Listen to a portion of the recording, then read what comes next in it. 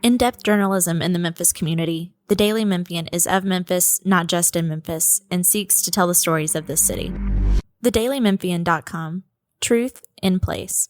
Production funding for Behind the Headlines is made possible in part by the WKNO Production Fund, the WKNO Endowment Fund, and by viewers like you.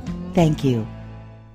Updates on the election, the school takeover, and much more tonight on Behind the Headlines.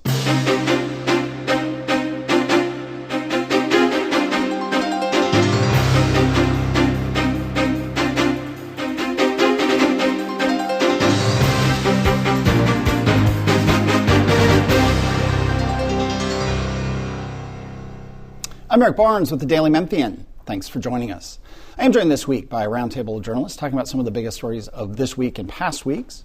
That includes Laura Testina from the Daily Memphian. Thanks for being here again. Thanks. Kaylin Johnson from the Memphis Flyer. Thank you for being here. Thank you. Sam Hardiman from the Daily Memphian. Thanks for being here. And Catherine Burgess from MLK 50. Thank you for being here again. We got a lot going on. We'll try to talk about all kinds of things. Let me do a quick just note at the start here. As we tape this, it's Thursday. This will air on Friday. Early voting ends on Saturday, and then Election Day is August 6th. That's the county general, so the kind of final races for county mayor, county sheriff, county commission, school boards. We'll talk about a bunch of those races, and then the primaries for federal races like the U.S. district, the new redistricting, House seats, senator, and so on. As we get past August 6th, we'll start trying to get folks on who've won those primaries for the federal and state. Elections moving towards November 3rd, so more to come on that. On two of the big races for county, we did have the two candidates for county mayor, Mikkel Lowry and John DeBerry, on the show. We also had the sheriff candidates, Anthony Buckner and Brad Less. You can get all those at WKNO.org. The Daily Memphian or YouTube and learn more about those. But I'm going to start, I think, with you, Catherine. Just we're going through early voting. I think, I know through the first 6 days, I think you have more updated numbers. The numbers were way up compared to some years ago. Give us a take on where we are in the election. Yeah. So the early voting numbers have been up, which is really exciting. We know we've historically had very low voting totals when you consider the total number of registered voters in Shelby County. So it's exciting to see that they're up. Right now we're on pace, if you look at the early voting numbers, to surpass our voting totals from 2010, which I believe was about 96,000 voters. The question is, if you have a lot of people who turn out during early voting, how many people are you going to have turn out on Election Day? So hoping for a good number of people to actually turn out. I think, but Bill Dries, who isn't here today, obviously, but had through the first 6 days, Democratic voting in Shelby County was up 32% versus 22%, and Republican turnout was down at that point in Shelby County, 12%. It's different, though, because we've got these big super districts that go across half the state. You've been covering Shelby County has been divided now into 3 different districts. Which parts have you been focused on in this new redistricting? Yes, of course. 5, 8, and 9 are all fascinating in their own right. We've got really strong candidates in each of them, really interesting candidates in each of them, and they're all really sprawling districts. I've been focused on 9. That is, of course, previously was Memphis's district, represented by Steve Cohen, and now it stretches all the way from Memphis up into really the outskirts of Nashville. So I've been lucky enough to follow the Democratic candidates a little bit on the trail, specifically London Lamar and Justin Pearson, the two frontrunners, and went and followed them all the way to Bedford County, where I've really been able to watch and see how they're trying to connect with this district that is much more sprawling, it is much more rural, and it is much more white than the district, than District 9 has been. So they've really been working on their messages of affordability, tackling data centers, tackling maternal health issues, as they've been just going across this huge district. Who does that play to, do you think, that it is a more diverse district? Because previously 9 was essentially Memphis and a little bit of Millington.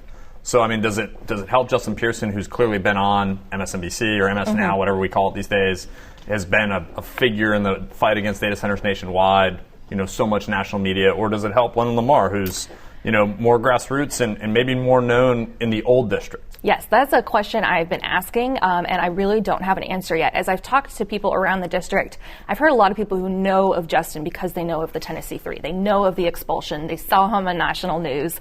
And actually, he had been organizing people in very rural counties even prior to him announcing his run for U.S. Congress. So he's been very well known. But then London Lamar is more of your traditional Democrat.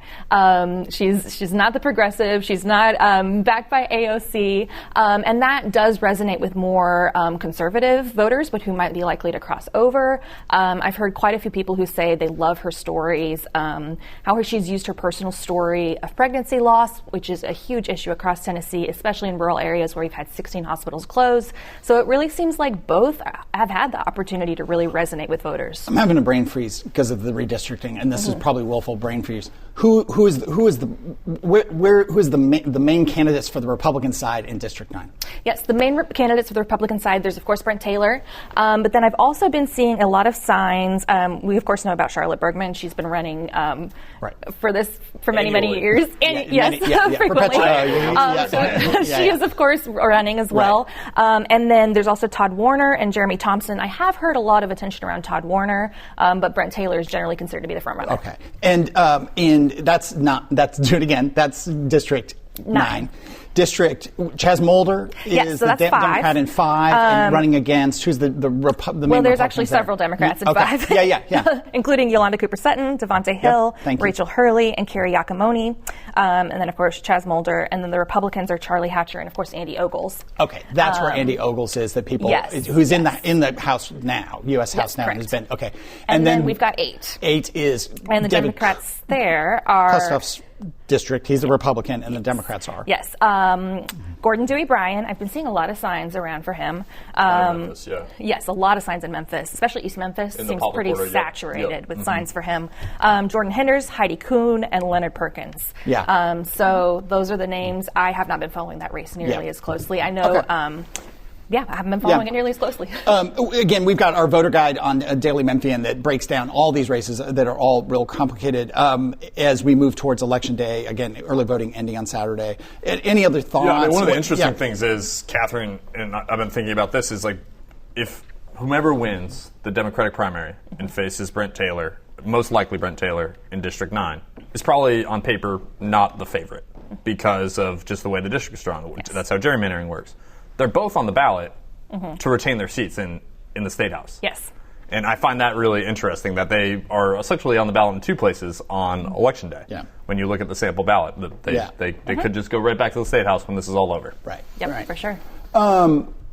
Let's move to, as confusing as that was, then we have the school board races, which are confusing in the sense that there is a state takeover board, we can call it whatever we want, that is in the middle of a lawsuit with the existing school system, school board, but all of Memphis-Shelby County school board seats. I'll just turn to Laura. Talk about the election and the dynamics with the takeover and the lawsuit.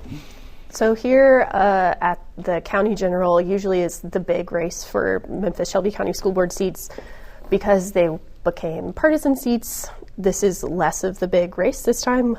Incumbents Michelle McKissick and Joyce Doris Coleman won their seats. So, they don't really have competition this time, but the newcomers in 6 and 8 will each face those Democratic nominees will each face an independent.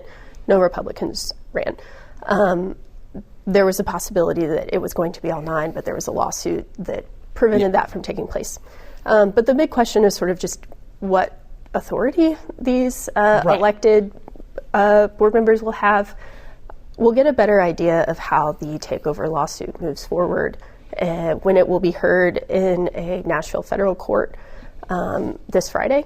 So check out the Daily Memphian for an update on when that might happen. Probably another month or 6 to 7 weeks before that happens. I think the state is really pushing back on the judge as much as it is pushing back on the arguments that the school district has made, basically saying that the judge didn't appropriately issue the status quo order for the temporary restraining order, which has put a pause on everything. And so it's possible that there's another order on that before we get to the preliminary injunction hearing, which would be the longer stay. but it's not necessarily clear whether that will happen. Is the takeover board meeting, are they acting? Or are they just completely on hold until this is resolved? They are on hold. They are not meeting. They canceled the meeting that they had planned. They had a committee meeting in the morning on July 1st. The order came, and then they canceled their afternoon meeting where they were going to do some, potentially pretty big steps. Sure. Talk about district leadership, begin to request data. One more question.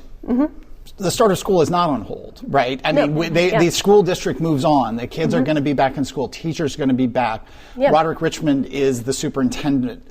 Correct. What is that like? You talk to lots of people over there. What is, for lack of a better word, what is the vibe? I mean, are they just head down? Are they looking over their shoulders? How do they do? I get they can start. I'm joking a little bit. They can start school, but in terms of longer term planning around capital construction, changes in curriculum, I mean, are they just moving forward as if they're going to have full control? They are. I think that it was shakier. As the takeover board began meeting, certainly some people were beginning to wonder what might happen, especially once the agenda came for that July 1st meeting that had a leadership item on it, where the takeover appointees would consider leadership of the district. I think since the stay has been issued, people are really focused there on the start of school and don't seem to be as concerned of trying to maneuver around the hypotheticals. That's something that Superintendent Richmond has said a lot. And one of the main arguments that the district made in its argument for pausing the takeover was that the additional layer of bureaucracy from the appointees would slow down the start of school. Everybody, the example that they used, knows about it's very hot at the beginning of August in Memphis. HVACs can stop working. School has to stop. If you don't have an HVAC, if you make an emergency purchase over $50,000, they can't really move forward with that purchase until the takeover board says yes or no. There's a 15 business day holding pattern. There's a process that the takeover board had yet to put in place. So there was just a lot of questions about what they would actually be able to spend money on. But now with the stay in place, they're just going to go ahead and hypothetically replace that HVAC?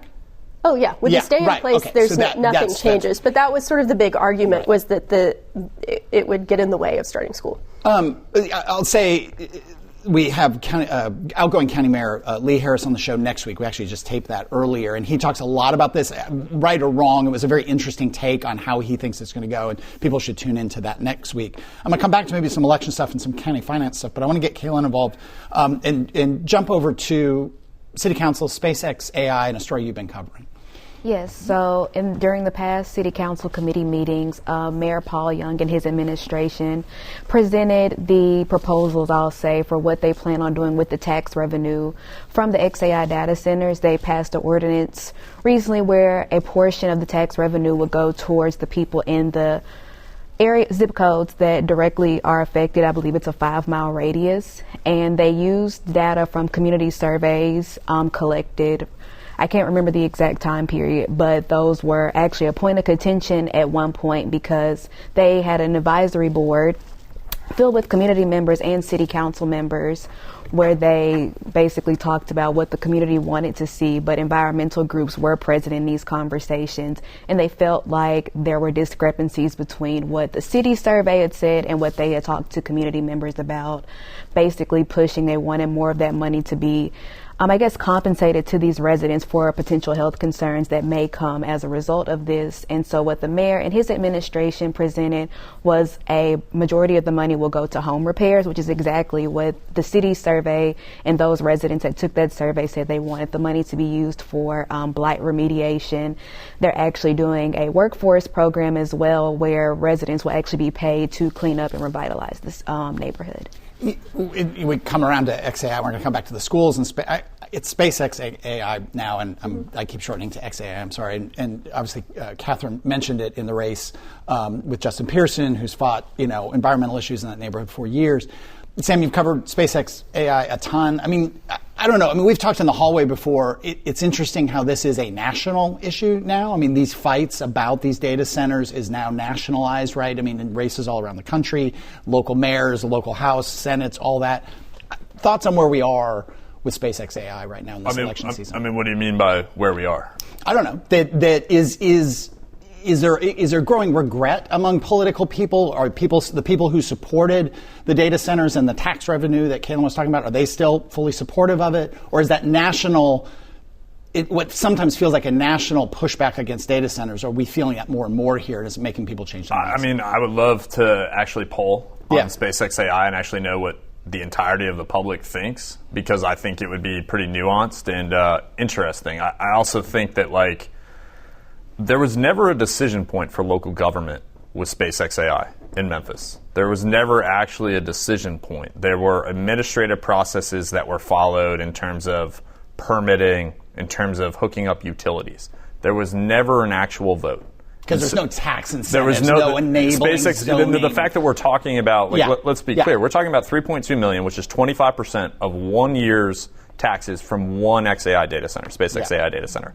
When we get to next year, which when we publish later today, more things on the Daily Memphian about where we are in terms of the company's investment in the city, like, we're talking maybe $10 million next year in terms of a quarter of that going to 5 miles around these areas. Like, they've quickly become the largest taxpayer in the community. And so to separate the environmental concerns, which are very real, and we're talking about real air pollution that has been added to a city that already doesn't have good air quality. Right. All right. But SpaceXAI did not create air quality issues in Memphis, Tennessee. There was a coal plant in that neighborhood for decades that contributed a ton to the air quality and the health issues around there. And let's not forget that coal plant was still running 10 years ago. Well, and there's a refinery, there's an airport, exactly. There's all it's not to make it okay. But the pushback is real. It is very much like people have very valid feelings. It is much more about, like, the idea of regret here is, what is there to regret? There was nothing to really stop. The only thing that the government really decided that was real in this case is what the health department said about allowing temporary turbines at 3231 Paul R. Lowry Road, which is the same determination the state of Mississippi has also made.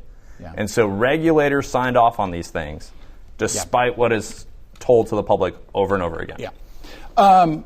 We could do more, and we will do. And Sam has been writing, other folks writing, but Sam obviously has stuff coming out by the time you see this. Let's do a quick thing on the schools, but it is important, the promises that were made by then XAI to help some schools in the area around the plant. What's the update there? Yes, the facilities officer called the promises from last year an amazingly long list that would have helped HVACs, athletics, classroom additions inside 4 schools near the 2 data centers in Memphis in the Whitehaven and Westwood areas. So far, that has looked like some painting and outside improvements at John P. Freeman, and majorly a locker room and gym renovation in Fairleigh High School. There's a $5 million cap that's been introduced in the last year. The company, didn't necessarily recommit to doing the entire list, but is continuing in conversations. Memphis Shelby County Schools representatives have told me that sort of aligned with the acquisition of SpaceX and XAI, talks died down, but that there's been a much more positive and consistent relationship with SpaceX executives since the merger. Yeah. The $5 million cap, some people are a little like, where did that come from? And is that per year right now? Is there, define that cap? Sure. That exists in an MOU that expired at the end of June. Neither SpaceXAI nor MSCS would comment about where it came from. There's not necessarily a guarantee that the MOU will look exactly the same next year, so it's a little bit up in the air exactly what will happen in the future. You want to segue into the audit? I mean, the audit that came out since we've last had you on the show, you've written about it extensively, but it was in part the backstory to the takeover. I mean, that's a gross simplification, but it was certainly, some would say, used by state legislatures to say, CCC, we need to take over this school district. Other people have said it's a $2 billion budget. And the things found are, maybe typical when a district that's gone through all the change. I don't know where it stands, but talk about the audit. Yeah. The findings show that most of the, major evidence of abuse, which was the most significant, I think, finding, is tied to a cleaning contract for the district from 2022. And I think, the district's response has been, well, we referred some concerns about this contract to the FBI. That was 2 years later. So the FBI, since 2024, has had a referral of concerns about potentially associated kickbacks with this contract. The audit skewered the district over how the procurement process for it. So a little bit different what went to the federal, what went to FBI versus what came up in the audit. The one instance of fraud is something that is currently being litigated in local court around water bottle filling stations, which people may have remembered from COVID era, which were to replace water fountains.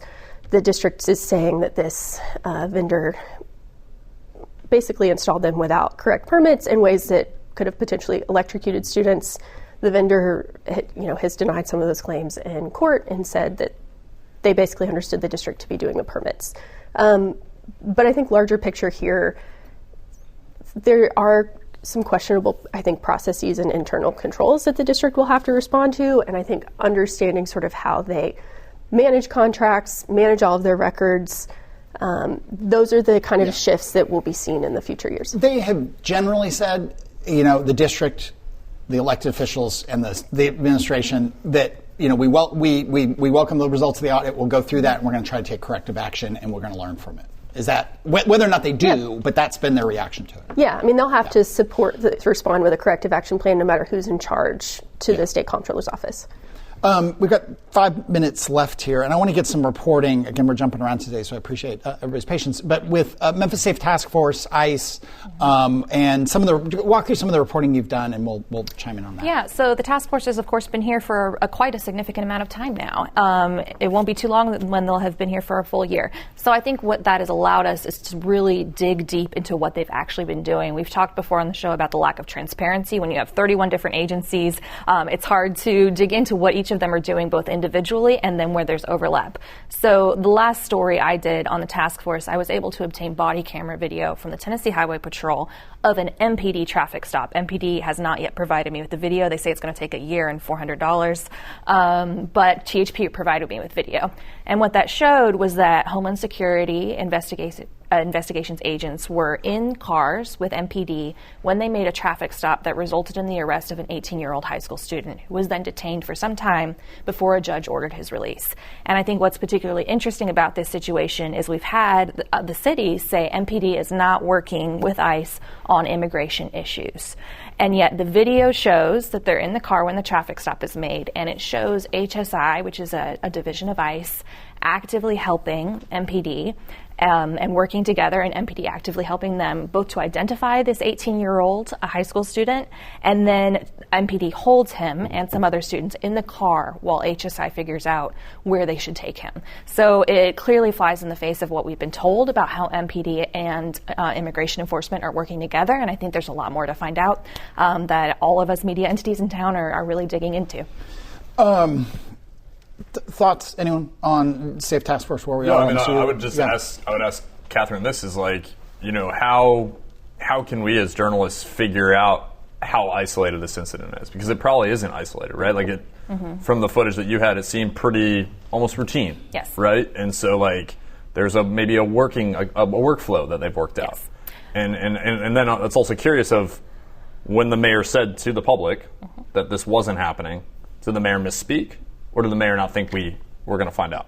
And that's what I would love to know, that, because how much visibility does the mayor have to the thousands of traffic stops that occur in this city every day? As for the mayor, I can't answer that question. I did send questions, certainly, to the mayor's office. MPD gave me a very brief statement, did not answer specific questions. The mayor's office did not respond at all. So they certainly had an opportunity to clear that up and did not choose to use that opportunity. As for whether it's an isolated incident, I think we're going to have to dig deep into the fact that there have been many traffic stops, and there's video out there somewhere, and we need to work really hard, all of us media entities, to be getting the video, watching the video, talking to the people who have been impacted by these stops, all of these different things that are very hard and take a lot of time and money to do. The video that I did find was interesting because in many ways it was routine. They talked about it in a very routine sort of way, but there also were anomalies. You could tell they weren't happy about it. They didn't really want to be dealing with high school students. There were conversations about which entity is even allowed to transport this 18-year-old to detention. So there clearly was some chaos and some confusion even while it was treated as a very routine sort of thing. I'll just editorialize and say, we've had people on the show who are very supportive of the Memphis Safe Task Force, some who aren't, some who are supportive of everything but ICE. I mean, it's been this mixed bag. And a lot of the proponents of it, or people say, look, it's been effective. They'll point to the crime numbers being down year over year to like crime commission, Shelby County Crime Commission shows violent crime down. I'm looking at the number, something in the, 40-50% compared to 2011, like big numbers down. But the lack of transparency should support the proponents of the plan. I mean, transparency would, if you support this, then put it out there and say, this is what we've done and this is why. If you're opposed to it, it should go both ways. There should be more transparency on this. Just to chime in here, like the body camera footage we're talking about, we pay for as taxpayers. Yeah, 100%. The city of Memphis pays 100%. $11 million a year Yes. for Axon Enterprises body cameras and cloud storage. We pay that as taxpayers with interest because we actually borrow the money through CIP. THP, we also own that footage. So we own the federal footage. Everyone should give us the footage. Well, if there is footage that exists, which there isn't always. Yes, there isn't always. Right. Like the DA, right? Mr. Right. Pegram, who died at his workplace in Burger King in Fraser. There was no Drug Enforcement Administration. Yeah, you can go back body to camera footage. the Tyree Nichols incident, and that it was something that the law enforcement community locally did really well. It's got that video out very quickly, and it was horrible to watch. But then we could deal with the reality of what had happened. So we are out of time, though. Thank you, everyone, for being here. We appreciate it. Thank you for joining us. If you missed any of the show, you can get the full episode online at WKNO.org, The Daily Memphian, or YouTube. You can also download the full show as a podcast. Again, early voting ends on this Saturday, and Election Day is August 6th. So check out our voter guide on Daily Memphian, and we'll see you next week.